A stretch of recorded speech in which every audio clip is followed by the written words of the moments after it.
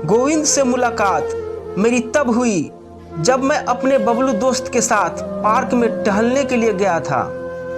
गोविंद मेरी ही कॉलोनी में अपने बीवी और दो सुंदर संस्कारी बच्चों के साथ रहते थे।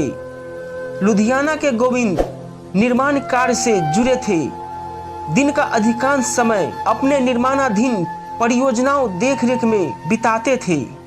कभी कभार उनसे मेरी मुलाकात बबलू के मेडिकल शॉप पर हो जाती थी।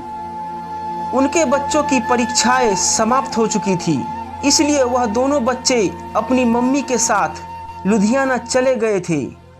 जून महीने का अंतिम सप्ताह, सूर्य का प्रकोप अपने चरम सीमा पर था। 9 बजे के बाद ही धरती और आकाश से निकलने वाली गर्मी ने लोगों का जीना मुहाल कर रखा था। ऐसी ही झुलसती गर्मी से गोविंद एक दिन अपने साइड से लौटे और आराम हेतु बिस्तर पर लेट गए। थके मांदे गोविंद को कब नींद आ गई उन्हें पता ही ना चला। आराम के पश्चात गोविंद जब नींद में करवटें बदल रहे थे, तभी उनका ध्यान एक आवाज पर गया, झुनझुन झुनझुन। गोविंद आवाज को ध्यानपूर्वक सुनने लगे। उन्हें ऐसा लगा कमरे के बाहर कोई औरत पायल पहनकर टहल रही है।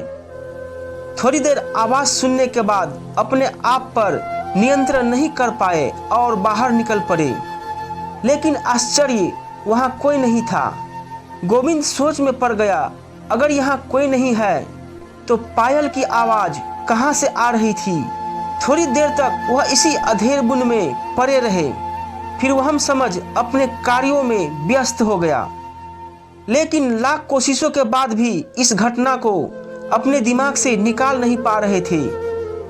रात के खाना खाने के बाद गोविंद जल्द ही नींद के आगोश में चले गए। निराम स्वरूप सुबह जल्दी ही उनकी नींद खुल गई। सुबह के 4 बज रहे थे। थोड़ी देर और विश्राम करने का विचार करके बिस्तर पर लेट गए। तभी उन्हें पायल की आवाज पुनः सुनाई दी। चौकन्ने गोविंद ने कमरे की तरफ इधर उधर देखा, लेकिन उन्हें समझ में कुछ नहीं आया। अब उनके मन में तरह तरह के ख्याल आने लगे। भूत प्रेत से संबंधित तमाम कहानियां उनके मन मस्तिष्क में गूंजने लगी।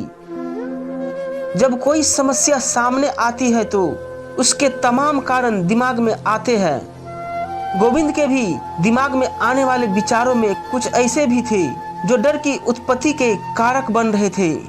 गोविंद ने अपनी समस्या उसी दिन बबलू को बताई।